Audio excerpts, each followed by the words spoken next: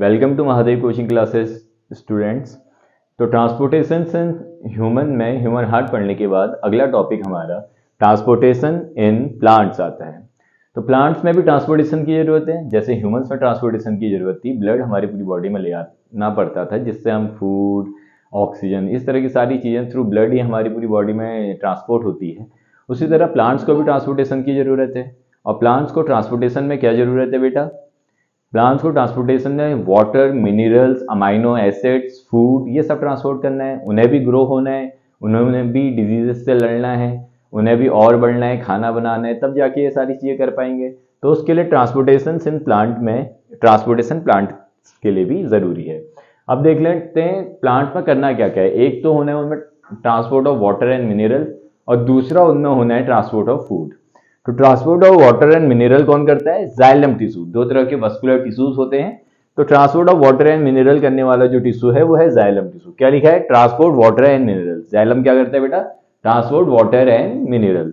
उसी तरह फ्यूलम क्या करता है? Transport food and amino acid. Food भी करता है ट्रांसपोर्ट, साथ साथ कुछ अमाइनो एसिड्स भी ट्रांसपोर्ट करता है। अमाइनो एसिड भी बहुत नेसेसरी एसिड्स होते हैं बॉडी के लिए, प्लांट की बॉडी के लिए, इंसानों की बॉडी के लिए भी। जो विटामिन होते हैं वो अमाइनो एसिड के फॉर्म में होते हैं। तो phloem transport of food and amino acid, xylem transport of water and minerals.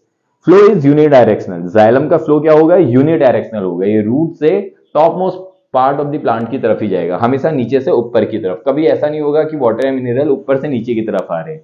कहाँ आएंगे? नीचे से, रूट से ऊपर की तरफ, प्लांट के हर हिस्से में ऊपर की तरफ। तो वाटर एंड मिनरल प्रेजेंट कहाँ होते हैं? सॉइल में प्रेजेंट होते हैं, तो वो वहीं से लेते हैं। दूसरी तरफ फ्यूलम, फ्यूलम में क्या होता है? Flow is by directional. Flow क्या होगा? By directional. ऊपर से नीचे को भी आ सकते हैं, नीचे से ऊपर को भी, क्योंकि करना क्या है बेटा? फूड और अमाइनो एसिड को ट्रांसपोर्ट करना है फ्यूलम को। फूड और अमाइनो एसिड बनाएगा कौन? लीव्स बनाएंगे। फोटोसिंथेसिस के बाद जो प्रोडक्ट मिलेगा वही फूड है, तो वो बनाएंगे कौन? लीव्स। अब लीव्स ऊपर भी हो सकते हैं, लीव्स थोड़े नीचे भी हो सकते हैं, और खाना तो पूरी बॉडी को चाहिए। तो flow of food and amino acid क्या होता है बेटा? बाई डायरेक्शनल होता है, from green parts to non green parts बोल सकते हैं। तीसरा, करता कौन है जाइलम में ये काम? Xylem is composed of tracheids, xylem vessels which conduct water and mineral. कौन कौन करते हैं बेटा? एक तो करते हैं हमारे ट्रैचेट्स, और दूसरा कौन करते हैं? हमारे जाइलम वेसल्स। ये कंडक्ट करते हैं वाटर एंड मिनरल। इसके अलावा जाइलम पैरेन्काइमा और जाइलम फाइबर्स भी होते हैं, लेकिन जो इंपॉर्टेंट है वो क्या है? ट्रैचेट्स और जाइलम वेसल्स, जाइलम ही के पार्ट हैं, ये दोनों कंडक्ट करते हैं वाटर एंड मिनरल्स। उसी तरफ फ्यूलम किससे बना हुआ है बेटा? फ्यूलम बना हुआ है sleeve tubes and companion cell से। किससे बना हुआ है बेटा? स्लीव ट्यूब्स और कंपेनियन सेल से। और ये करते क्या है? ये ट्रांसपोर्ट करते हैं फूड, अमाइनो एसिड। फूड और अमाइनो एसिड को ट्रांसपोर्ट करते हैं, और है क्या? ये प्रोडक्ट ऑफ फोटोसिंथेसिस है। प्रोडक्ट ऑफ फोटोसिंथेसिस है। अब दूसरी तरफ जाइलम और फ्यूलम आपने देख लिया क्या ट्रांसपोर्ट होता है? Water and mineral xylem transport करेगा, फूड एंड अमाइनो एसिड कौन ट्रांसपोर्ट करेगा? फ्यूलम करेगा। अब ट्रांसपिरेशन एक प्रोसेस है, हमने कई बार इस चैप्टर में ट्रांसपिरेशन बोल चुके हैं हम। तो ट्रांसपिरेशन होता क्या है देख लीजिए। ट्रांसपिरेशन होता है द प्रोसेस और loss of water from aerial parts of plant as vapour. जो एरियल पार्ट्स हैं, जैसे लीव्स हो गए, जैसे स्टेम हो गया, जो हवा में है, जो हवा से सीधे कांटेक्ट में है, तो उसके थ्रू प्लांट क्या कर लेता है बेटा? वाटर को एवोपरेट कर देता है, लॉस कर देता है वाटर को। और इसी प्रोसेस को क्या बोलते हैं? Loss of water through aerial parts of the plant को ही हम क्या बोलते हैं? ट्रांसपिरेशन। अब ट्रांसपिरेशन कर रहा है प्लांट, तो ऐसे ही तो नहीं कर रहा, कुछ फंक्शन है उसके भी, कोई जरूरी होता होगा। तो क्या फंक्शन है? पहला है absorption and upward movement of water and minerals by creating a pull. अभी हम देख लेंगे होता कैसे है। तो एक एब्जॉर्ब करने के लिए, नीचे से पानी और एब्जॉर्ब करने के लिए करता है, ताकि एक अपवर्ड मूवमेंट मिल जाए, एक पुल क्रिएट हो जाए। दूसरा, हेल्प इन टेम्परेचर रेगुलेशन। अब पूरी बॉडी में अगर पानी ऊपर से निकल गया और नीचे से फिर पानी आ रहा है, मतलब पानी चलते रह रहा है पूरे प्लांट में, ऊपर से निकल रहा है एरियल पार्ट से ट्रांसपिरेशन को, नीचे से फिर रूट से ऊपर को आ रहा है। तो यही प्रोसेस की वजह से पानी रेगुलेट होते रहता है, ऊपर नीचे पानी करते रहता है, तो इससे टेम्परेचर भी रेगुलेट रहता है प्लांट्स का। तो दो फंक्शन हो गए, एक absorption and upward movement of water and mineral by creating pull, दूसरा हेल्प्स इन टेम्परेचर रेगुलेशन। ये बात तो होगी हमारी ट्रांसपिरेशन की। दूसरी है ट्रांसलोकेशन। ट्रांसलोकेशन क्या होता है बेटा? Process of transport of food from leaves to other part of plant. क्या होता है? Process of transport of food from leaves to other parts of plant. तो ये ट्रांसलोकेशन होता है। आई गेस आपको क्लियर हो रहा होगा। तो बेटा ट्रांसपिरेशन और ट्रांसलोकेशन के बाद अगला ट्रांसपोर्टेशन इन प्लांट में ये होता कैसा है, ट्रांसपिरेशन एंड ट्रांसलोकेशन, ये हमें देखना है। तो ट्रांसपिरेशन होता है असेंट ऑफ सैप बोलते हैं एक चीज। असेंट ऑफ सैप क्या होता है बेटा? The upward movement of water and mineral from root to different part of plant, it take place in many ways. तो जो अपवर्ड मूवमेंट होता है, वाटर के जो वेपर हैं, वाटर वेपर या वाटर के जो मॉलिक्यूल्स हैं, वो तो बेटा रूट्स के पास ही, हम जमीनी में तो पानी डालते हैं, ये नीले नीले अगर आपको देख पा रहे हो आप, तो ये वाटर है, ये वाटर तो रूट्स के पास, और यहां से वाटर का अपवर्ड मूवमेंट, वाटर का जो ये अपवर्ड मूवमेंट होगा, यही क्या कहलाता है बेटा? यही कहलाता है ascent of sap, the upward movement of water and mineral from root to different part of plant।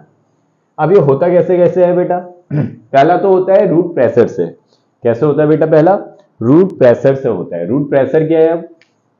अब देखो बेटा, रूट्स के आसपास क्या है? वाटर भी है, और ये रेड वाले अगर आपको दिख पा रहे हो, ये रेड वाले मिनरल्स हैं।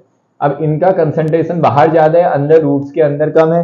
तो रूट के अंदर कम है तो रूट के बाहर से रूट के अंदर ये वाटर मॉलिक्यूल चले जाते हैं, और ये मिनरल भी रूट के अंदर चले जाते हैं। कैसे कैसे? वाटर का transfer from higher concentration to lower concentration क्या बोलते थे? ऑस्मोसिस। तो ऑस्मोसिस की प्रोसेस होकर रूट के अंदर चले जाते हैं, और यहां से फिर पानी ऊपर को जाने लगता है। पानी भी और मिनरल भी, पानी भी और मिनरल भी ऊपर को जाने लगते हैं। तो ये क्या हो गया? पहला रूट प्रेशर। क्या लिखा है? वॉल्स और रूट हैव थिन हेयर्स। जो ये रूट की वॉल्स हैं, ये इसमें थोड़े छोटे छोटे हेयर्स होते हैं, देखी होगी आपने कोई ना कोई जेड। तो water and mineral enters into root due to osmosis. Osmosis की वजह से एंटर कर जाते हैं वाटर एंड मिनरल, जो मैंने बताया, एंड दस water and mineral moves upward. और इसी से फिर अब यहां पर को कंसंट्रेशन ज्यादा होगा, ऊपर की तरफ कम होगा, तो ऊपर की तरफ जाने लग जाएंगे। किससे जाएंगे? जाइलम के थ्रू जाएंगे। वाटर एंड मिनरल किससे ट्रांसपोर्ट होता है? जाइलम से। तो जाइलम ट्यूब से ये ऊपर को जाएंगे। दूसरा एक ट्रांसपिरेशन पुल भी होता है बेटा। क्या होता है कहा मैंने? Transpiration pull. तो बेटा ट्रांसपिरेशन पुल में क्या होगा? ट्रांसपिरेशन पुल में मान लो यहां पर कोई एक लीफ थी, और लीफ का स्टोमेटा था। लीफ का स्टोमेटा था, और स्टोमेटा ने क्या करा बेटा? यहां पर कोई स्टोमेटा की ओपनिंग से सन की रेज जब पड़ी, तो वाटर ऊपर को एवेपोरेट हो गया। एवेपोरेट को क्या बोलते हैं? वाटर का loss through aerial parts of plant is called transpiration हो गया। तो जब पानी लूज करता है कोई प्लांट, उसी को हम ट्रांसपिरेशन बोलते हैं। तो वाटर यहां से ट्रांसपिरेशन होकर ऊपर को चले गया, तो यहां पर को क्या हो गया बेटा? खाली होगी ये जगह खाली होगी। ठीक, इसके नीचे भी एक जगह रही होगी कुछ ऐसी, यहां पर को पानी होगा, यहाँ पे नहीं। तो पानी हायर कंसंट्रेशन से लोअर कंसंट्रेशन की तरफ जाता है। Water moves from its higher concentration to lower concentration through osmosis. तो ऑस्मोसिस की वजह से एक ये सक्शन क्रिएट हुआ, और ये सक्शन की वजह से एक ऊपर को पुल क्रिएट हो गया। अब ये ऊपर जाएगा, यहाँ पे खाली हो जाएगा, ये खाली हुआ तो इसको भरने के लिए ये ऊपर को आ जाएगा, फिर इसको भरने के लिए ये ऊपर को आ जाएगा। तो ये प्रोसेस चलते रहेगी, और इसी को क्या कहा हमने? Transpiration pull. देख लेते हैं क्या लिखा है। Transpiration through stomata create a suction. जब ट्रांसपिरेशन होता है स्टोमेटा से, एक सक्शन क्रिएट हो जाता है, खाली जगह क्रिएट हो जाती है, और वो ऊपर को खींचने लगती है। Which creates a pull called transpiration pull. जो ऊपर को खींचती है, एक पुल सा क्रिएट करती है, उसी को क्या बोलते हैं? Transpiration pull. This transpiration pull sucks the water from xylem and water reaches to great heights even in tallest of trees. तो बहुत बड़ा ट्री होगा, उसके भी टॉप से अगर ट्रांसपिरेशन हुआ है, तो पानी ये आते आते कहां से आ जाएगा बेटा? ये नीचे रूट्स तक से पानी ले लेगा। ये सक्शन क्रिएट होते रहेगा, अगर आपको समझ में आ रहा हो। यहाँ पर को सक्शन क्रिएट हुआ, यहाँ से पानी यहाँ गया, ये यहाँ पे सक्शन हो गया, फिर यहाँ से यहाँ, यहाँ से यहाँ, यहाँ से यहाँ, यहाँ से यहाँ। यहाँ पर को जैसे यहाँ पर को पानी था, ऊपर वाले का उड़ा, ऊपर वाले में गया यहाँ का पानी, ये क्रिएट हुआ सेक्शन। यहाँ पर को यहाँ पे खाली हो गया, फिर यहाँ पे पानी भरा हुआ था, यहाँ से ऊपर को चले गया, और ऐसे करते करते लास्ट में एक सक्शन क्रिएट होगा रूट के हेयर्स पे। यहाँ पर को जो वैक्यूम बनेगा, वो रूट फिर जमीन से पानी ले लेगी। और इस तरीके से ट्रांसपिरेशन की मदद से क्या भी करते हैं plant? Absorption and upward movement of water करता है। एक दूसरा help in temperature regulation. Temperature को रेगुलेट करने में भी ट्रांसपिरेशन काम आता है, और टेम्परेचर पूरा रेगुलेट हो जाता है। तो ट्रांसपिरेशन इन प्लांट में असेंट ऑफ सैप हमने देख लिया। तो बेटा असेंट ऑफ सैप के बाद अगला हमारा टॉपिक है कि ट्रांसलोकेशन कैसे होता है। तो translocation it is a form of active transport. Translocation में क्या होता है बेटा? Active transport. एक्टिव ट्रांसपोर्ट कहने का क्या मतलब है? कि इसमें एटीपी का खर्चा करेगा, मतलब प्लांट अपनी एनर्जी यूटिलाइज करेगा, तब जाके ट्रांसलोकेशन हो पाएगा। ट्रांसलोकेशन होता क्या था? Transport of food and amino acid is called translocation. तो ट्रांसलोकेशन में क्या करता है प्लांट? प्लांट अपना एक्टिव ट्रांसपोर्ट करता है, यानी कि अपनी यूटिलाइजेशन ऑफ एनर्जी करता है, एटीपी का खर्चा करना पड़ता है। इट इज बाई डायरेक्शनल, दो डायरेक्शन में होता है, ऊपर से नीचे, नीचे से ऊपर भी, और it happens in following step. अब देख लेते हैं हम स्टेप्स क्या क्या है। तो absorption of sucrose from source by phloem through diffusion. अब जो ये बाहर वाला है ये हमारा जाइलम होता है, याला जो है जाइलम, और याला अंदर वाला वस्कुलर टिश्यू हमारा फ्यूलम होता है। तो मान लेते हैं यहाँ पर को सुक्रोज है, फूड है हमारे यहाँ पे भी मान लीजिए, यहाँ पे मान लेते हैं फूड है। तो एब्जॉर्प्शन ऑफ फूड या absorption of sucrose from source by phloem, ये सोर्स है, यहाँ से एब्जॉर्ब कर लिया फ्यूलम ने फूड। फूड कहाँ पे आ गया बेटा, यहाँ पे आ गया। फूड यहाँ पे आया, तो अब फूड जैसे ही यहाँ पे आया, यहाँ पर को अब फूड ज्यादा हो गया है, पानी क्या हो गया है, कम हो गया है। अलग कलर यूज कर लेते हैं। फूड यहाँ पर को फ्यूलम से यहाँ पे फूड आया, और फूड यहाँ पे ज्यादा हो गया, और पानी क्या हो गया, कम हो गया। अब क्या होगा सेकंड स्टेप में, पानी बाहर से अंदर को आने लगेगा। जाइलम से पानी कहाँ को आने लगेगा, फ्यूलम की तरफ आने लगेगा। क्यों, क्योंकि पानी का कंसंट्रेशन अंदर कम है, बाहर ज्यादा है, तो हायर कंसंट्रेशन से लोअर कंसंट्रेशन की तरफ पानी आने लग गया ऑस्मोसिस से। तो ऑस्मोसिस की प्रोसेस या डिफ्यूजन बोलते हुए पानी अंदर को आ गया। पानी यहाँ पर को, पानी और सुक्रोज दोनों का कंसंट्रेशन यहाँ पे क्या हो गया, ज्यादा हो गया। अब प्लांट को यहाँ पे जरूरत थी मान लेते हैं खाने की, तो यहाँ से खाना पूरा नीचे को ट्रांसपोर्ट होने लगेगा, क्योंकि नीचे को कंसंट्रेशन कम है, यहाँ पे कंसंट्रेशन ज्यादा। और जैसे ही यहाँ पे खाना हमारा पहुंचेगा, यहाँ पे हमारे जैसे ही खाना पहुंचेगा, तो यहाँ से खाने से सुक्रोज यहाँ चले जाएगा। अब ये तो नीचे को हो गया। याले में हम देख लेते हैं क्या होगा। यहाँ पर कोई भी फूड पार्टिकल है, फूड पार्टिकल यहाँ से सबसे पहले फ्यूलम उसे एब्जॉर्ब कर लेगा। सबसे पहला स्टेप क्या है, absorption of sucrose from source by phloem through diffusion. Diffusion के थ्रू यहाँ फ्यूलम में एब्जॉर्ब कर लिया। एक्टिव एनर्जी का खर्चा करके सुक्रोज को एब्जॉर्ब कर पाएगा। सुक्रोज खाना है प्लांट का, जो लीव्स ने बनाया है। अब प्लांट ने, लीव्स ने खाना बनाया, खाने को फ्यूलम ने एब्जॉर्ब कर लिया। जैसे खाने को एब्जॉर्ब करे, यहाँ पर को अब फ्यूलम का कंसंट्रेशन बढ़ गया है। पानी का कंसंट्रेशन क्या है बेटा, मतलब यहाँ पे सुक्रोज का कंसंट्रेशन बढ़ गया है फ्यूलम के अंदर। फ्यूलम के अंदर सुक्रोज का कंसंट्रेशन बढ़ गया है, पानी का कंसंट्रेशन कम है, तो पानी बाहर से अंदर को आ जाएगा, ज्यादा से कम की तरफ आ जाता है जहां पे कंसंट्रेशन कम दिखे। पानी और सुक्रोज का कंसंट्रेशन यहाँ पे अब बढ़ गया है, पानी भी बढ़ गया है, सुक्रोज भी बढ़ गया है। तो अब ये क्या करेगा बेटा, ये ऊपर को मूव करना शुरू कर देगा, ऊपर को मूव करना शुरू कर देगा, क्योंकि ऊपर कंसंट्रेशन कम है। और जैसे ही यहाँ पर को पहुंचेगा, पानी और सुक्रोज दोनों यहाँ पे पहुंचेगा, तो ये यहाँ से सिंक अपने आप सुक्रोज को क्या कर लेगा बेटा, एब्जॉर्ब कर लेगा। क्योंकि सिंक के क्या है, जहाँ पर सुक्रोज की कमी है, खाने की कमी, तभी खाना चाहिए उस पार्ट को, तो यहाँ पे खाना पहुंच गया। बाकी बचा हुआ पानी वापस जाइलम में चले जाएगा। तो ये रहा ट्रांसपोर्टेशन इन प्लांट्स, जिसमें हमने ट्रांसपिरेशन भी पढ़ लिया, ट्रांसलोकेशन भी पढ़ लिया, और देख लिया ट्रांसपिरेशन और ट्रांसलोकेशन कैसे होता है। तो बेटा ट्रांसपोर्टेशन के बाद इस चैप्टर की आखिरी लाइफ प्रोसेस एक्सक्रीशन हमें पढ़ना है। तो एक्सक्रीशन होता क्या है, removal of harmful nitrogenous waste, urea, uric acid from the body is called excretion. जो हम कई ज़्यादा मेटाबॉलिक एक्टिविटीज दिन भर में करते हैं, चलते हैं फिरते हैं, इससे कई ज़्यादा वेस्ट भी हमारी बॉडी में डेवलप होता है, कई ज़्यादा वेस्ट हमारी बॉडी में प्रोड्यूस होता है, और इसी वेस्ट को बॉडी से बाहर करने की प्रोसेस को हम क्या कहते हैं, एक्सक्रीशन। अब ये वेस्ट होता कैसा है, ये वेस्ट होता है नाइट्रोजीनियस वेस्ट, एन का component and nitrogen, nitrogenous waste होता है, और वो होता कौन कौन सा है, यूरिया, यूरिक एसिड, ये इस तरह का वेस्ट होता है। अब जो यूनिसेलुलर ऑर्गेनिज्म है, जो एक ही सेल के बने हुए हैं, जैसे अमीबा, पैरामीशियम, तो ये तो एक्सक्रीशन सिंपली बाय डिफ्यूजन कर लेते हैं, higher concentration to lower concentration, सीधे एयर के कांटेक्ट में होते हैं। अब मेरा हाथ है, जैसे इसी में अगर कोई अमीबा है, तो अमीबा मेरे हाथ से सीधे एयर में ट्रांसपोर्ट कर देगा अपने वेस्ट मटेरियल। लेकिन जैसे हमें ह्यूमन बॉडी, ह्यूमन बीइंग, हमें एक स्पेशलाइज्ड ऑर्गन चाहिए, बाय स्पेशल ऑर्गन सिस्टम, पूरा ऑर्गन सिस्टम चाहिए एक्सक्रीशन को बॉडी से एक्सक्रीट करने के लिए। अब ह्यूमन एक्सक्रीटरी सिस्टम में होता क्या है बेटा, human excretory system is composed of a pair of kidney के पेयर से बना हुआ है। दो किडनियां जो हमें दिख रही है, ये हमारी राइट किडनी, ये हमारी left kidney. A pair of kidney होती क्या, bean shaped excretory organ contains nephron. इसमें होते हैं क्या, मिलियंस ऑफ नेफ्रॉन्स होते हैं। नेफ्रॉन क्या होते हैं बेटा, अभी नेफ्रॉन्स हम देखेंगे आगे, लेकिन अभी के लिए nephron filtering unit of kidney बोलते हैं।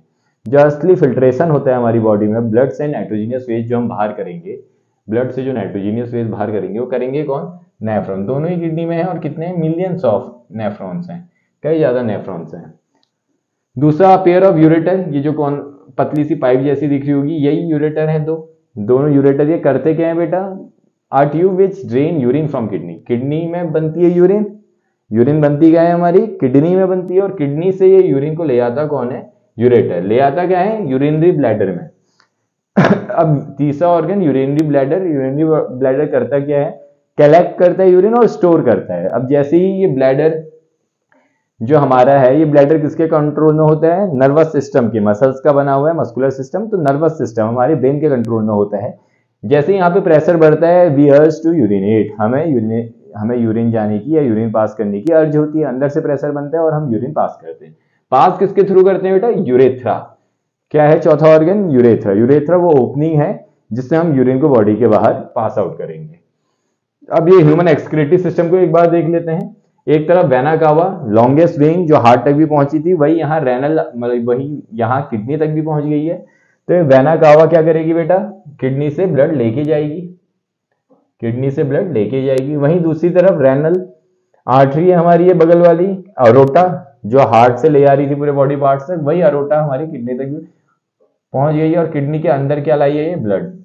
कैसा ब्लड लाई है बेटा, ऑक्सीजनेटेड तो लाई है, ऑक्सीजनेटेड ब्लड तो लाई है, लेकिन उस ऑक्सीजनेटेड ब्लड में क्या है, नाइट्रोजीनियस वेस्ट प्रेजेंट है। ऑक्सीजनेटेड ब्लड तो लाई है, लेकिन उस ऑक्सीजनेटेड ब्लड में क्या है बेटा, नाइट्रोजीनियस वेस्ट प्रेजेंट है। अब यही ब्लड सारा कहाँ गया, हमारी दोनों किडनीज में चले गया, दोनों किडनीज में चले गया हमारा यही ब्लड। और यहाँ अंदर जाके नेफ्रॉन इसे प्योरीफाई करेंगे। किडनी ने अंदर यूरिन बनाई नेफ्रॉन की मदद से, वही यूरिन कहाँ के थ्रू आई बेटा, ये यूरेथ्रा के थ्रू, दोनों ही तरफ से यूरेथ्रा के थ्रू आई और कहाँ जाके कलेक्ट होगी, हमारी यूरिनरी ब्लैडर में। और जब ब्लैडर में इनफ यूरिन हो गई तो हम पास किसके थ्रू कर देंगे, यूरेथ्रा के थ्रू कर देंगे। तो बेटा ह्यूमन एक्सक्रीटरी सिस्टम के अंदर ही हमें पढ़ना है स्ट्रक्चर ऑफ नेफ्रॉन भी। नेफ्रॉन है क्या, नेफ्रॉन है फंक्शनल यूनिट ऑफ किडनी। क्या है बेटा, फंक्शनल यूनिट ऑफ किडनी। कई बार पूछा गया क्वेश्चन है बोर्ड में, वन वर्ड के अंदर, एमसीक्यूज के अंदर, फंक्शनल सेगमेंट ऑफ किडनी क्या है बेटा, नेफ्रॉन। ये स्ट्रक्चर ऑफ नेफ्रॉन आपके सामने बनाया गया है। होता क्या है ये देख लेते हैं। जैसे ही वेना कावा तो ले जाती है, रेनल आर्टरी ब्लड लेके आई, ब्लड ऑक्सीजनेटेड कहाँ गया, दोनों किडनीज में गया। ब्लड ऑक्सीजनेटेड तो है, लेकिन क्या भी है उसमें, नाइट्रोजीनियस वेज भी प्रेजेंट है। नाइट्रोजीनियस वेज जैसे urea, uric acid, uric acid, urine, इस तरह की चीजें हमारी ब्लड में प्रोड्यूस है, बनी हुई है। अब जब ये किडनी के अंदर गया तो किडनी के अंदर ही कहाँ चले गया वो, सीधे नेफ्रॉन में। दोनों ही किडनी में मिलियंस ऑफ नेफ्रॉन है। नेफ्रॉन है क्या, functional unit of kidney. Structure of nephron के अंदर देख लीजिए होता क्या है। ब्लड अब यहां से आया, ब्लड रेनल आर्टरी से होते हुए, रेनल आर्टरी है, रेनल आर्टरी से होते हुए ग्लोमरस, यानी जो सेक्शन है नेफ्रॉन का, उसे क्या बोलते हैं बेटा, ग्लोमरस। और ये बोमैन कैप्सूल, ये जो ये तीर जैसा कुछ ऐसा दिख रहा है, ये क्या है, Bowman's capsule, Bowman's capsule, MAN, Bowman's capsule. ये ग्लोमरस के अंदर जैसे ही गया तो ग्लोमरस के अंदर होता क्या है बेटा, बोमैन्स कैप्सूल के अंदर यहाँ पर को जो ब्लड गया है, ब्लड में क्या क्या प्रेजेंट है, नाइट्रोजीनियस वेस्ट तो है, लेकिन साथ ही साथ ग्लूकोज भी होता है, अमाइनो एसिड भी होते हैं, सॉल्ट, शुगर, सारी तरह की चीजें होती है हमारे ब्लड में। तो जैसे ही ब्लड यहाँ पे बहुत तेजी से गया तो ये ग्लोमरस में ही बोमेन्स कैप्सूल के अंदर क्या होता है बेटा, सीलिया होता है, हेयर लाइक स्ट्रक्चर सीलिया। ऐसा सीलिया क्या करता है, ब्लड से जितने भी ये नाइट्रोजीनियस वेस्ट है, ग्लूकोज है, वाटर है, अमाइनो एसिड है, इसको अंदर ले लेता है, अंदर की तरफ एब्जॉर्ब कर लेता है, कुछ ऐसे अंदर की तरफ एब्जॉर्ब कर लेता है। जब ये सारा नाइट्रोजन अंदर गया तो अंदर ये ट्यूब के अंदर पहुंच गया ब्लड। अब ये ब्लड के अंदर क्या है, नाइट्रोजनस वेस्ट तो है, लेकिन साथ ही साथ कुछ अच्छी चीजें भी है जो हमारी बॉडी को चाहिए। क्या अच्छी चीजें हैं, जैसे उसके अंदर है हमारा ग्लूकोज, इसके अंदर क्या क्या है, ग्लूकोज भी है जो बहुत जरूरी है, अमाइनो एसिड्स ये भी बहुत जरूरी है, सॉल्ट, शुगर ये भी जरूरी है। ये सारी चीजें भी हमारी ट्यूब के अंदर आ गई। अब जब ये ट्यूब के अंदर इतनी इंपॉर्टेंट चीजें आ गई हैं तो इससे हमें क्या भी करना है बेटा, इसे तो हमें वापस चाहिए बॉडी में, क्योंकि बॉडी के लिए बहुत यूजफुल है। अब कुछ गंदी चीज हटाने के लिए 100 अच्छी चीजें तो हम वेस्ट नहीं करेंगे। तो ये जो ग्लूकोज है, अमाइनो एसिड है, इसका क्या हो जाता है बेटा, सेकंड स्टेज में सेलेक्टिव रीएब्जॉर्प्शन हो जाता है। कैसे होता है, ये कैपिलरीज आ रही हैं, ये ब्लड कैपिलरीज हैं, ब्लड कैपिलरीज क्या करती हैं, सेलेक्टिवली रीएब्जॉर्ब कर लेती हैं। क्या होता है बेटा, सेलेक्टिव रीएब्जॉर्प्शन होता है सेकंड स्टेज। क्या रीएब्जॉर्ब होगा, glucose, amino acid, water and mineral, ये एब्जॉर्ब होना शुरू हुआ। ऐसी ब्लड नीचे को गया और अब ब्लड में बचा क्या, ये सब एब्जॉर्ब होते होते हर जगह एब्जॉर्ब हो गए कैपिलरीज से। रेड रेड और ब्लैक ब्लैक से क्या बनी हुई है बेटा, कैपिलरीज बनी हुई है। ये कैपिलरीज क्या करेंगी, जो फिल्ट्रेट बना है जिसमें uric acid, urea, nitrogenous waste के साथ साथ ग्लूकोज, अमाइनो एसिड, वाटर, ये चीजें हैं, तो इनको एब्जॉर्ब करेगी। और एब्जॉर्ब करने के बाद लास्ट में जब क्या बचेगा, खाली हमारे पास यूरिन बचेगी। यूरिन बचेगी, यूरिन में क्या होगा, वाटर और यूरिन नाइट्रोजनियस वेस्ट।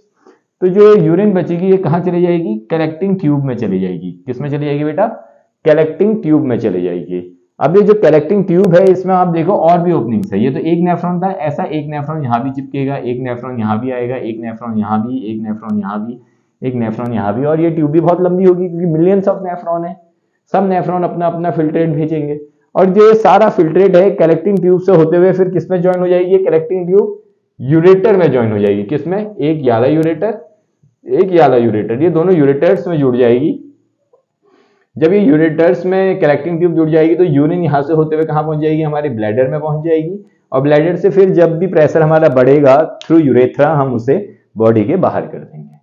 तो एक और बार देख लीजिए, ब्लड आया, ग्लोमेरस के अंदर गया, ग्लोमेरस में क्या हुआ, ब्लड से सीलिया लाइक स्ट्रक्चर है, तो ब्लड से अमाइनो एसिड, ग्लूकोज, नाइट्रोजनस सबके सब, अच्छा गंदा सब अंदर ट्यूब की तरफ चले गया। ट्यूब में जैसे ही पहुंचा तो इतनी चीजें अच्छी हैं, इनका सेलेक्टिव रीअब्जॉर्प्शन हुआ। सेलेक्टिव रीअब्जॉर्प्शन होने के बाद जब खाली यूरिन बची वो कलेक्टिंग ट्यूब में चलेगी और यही कलेक्टिंग ट्यूब यूरेटर से ज्वाइन होकर यूरिनरी ब्लैडर और यूरेथ्रा के थ्रू बाहर होगी। तो फॉर्मेशन ऑफ यूरिन कई बार बोर्ड में पूछा गया क्वेश्चन है। तो 3 स्टेप में होता है। पहला है ग्लोमेरुलस फिल्ट्रेशन। ग्लोमेरुलस ये है अंदर का ग्लोमेरुलस। ग्लोमेरुलस फिल्ट्रेशन में क्या होगा बेटा, nitrogenous waste, glucose, water, amino acid filter from blood into Bowman capsule. Blood से फिल्टर होके ये सारी चीजें कहाँ चलेगी, बोमेन कैप्सूल के अंदर। ये जो याला हिस्सा है बोमेन कैप्सूल का है। Tubular reabsorption, useful substance from filtrate are reabsorbed back by capillaries. कौन से useful substance, glucose, amino acid, water, ये सारी यूजफुल सब्सटेंस क्या होंगे, ट्यूबुलर रीअब्जॉर्प्शन होगा इनका। सेलेक्टिव रीअब्जॉर्प्शन भी बोलते हैं या ट्यूबुलर रीअब्जॉर्प्शन हो जाएगा। अब थर्ड क्या है, secretion. Urea, extra water and salt are secreted into the tube, यानी ट्यूब में सीक्रेट बैक हो जाएंगे। अब which opens in collecting duct, अब ये ओपन कहां हो रही है बेटा, कलेक्टिंग डक्ट में हो रही है। और collecting duct then into ureter, और ये कलेक्टिंग डक्ट किस में कनेक्ट हो जाएगी, फिर यूरेटर में। तो ये रहा हमारा ह्यूमन एक्सक्रीटरी सिस्टम। तो एक्सक्रीशन इन ह्यूमन के बाद last topic excretion in plant. तो एक्सक्रीशन इन प्लांट बहुत छोटा सा टॉपिक है, होता कैसा है देख लेते हैं। तो जो ऑक्सीजन और कार्बन डाइऑक्साइड प्लांट बनाते हैं उनको कैसे एक्सक्रीट करते हैं, थ्रू स्टोमेटा। स्टोमेटा कहां होता है, लीव्स पर होता है। वाटर कैसे एक्सक्रीट करेंगे, बाय ट्रांसपिरेशन। ट्रांसपिरेशन हो जाता है, हमने देखा था loss of water by plant is called transpiration. Water transpiration के थ्रू। अदर जो वेस्ट है वो ड्राइव लीव्स और बार्क, ड्राइव जो पत्तियां होती है पेड़ों की उसमें भी वेस्ट प्रोडक्ट होता है। साथ ही साथ जो पेड़ की खाल होती है, बार्क होता है, उसमें भी वेस्ट होता है।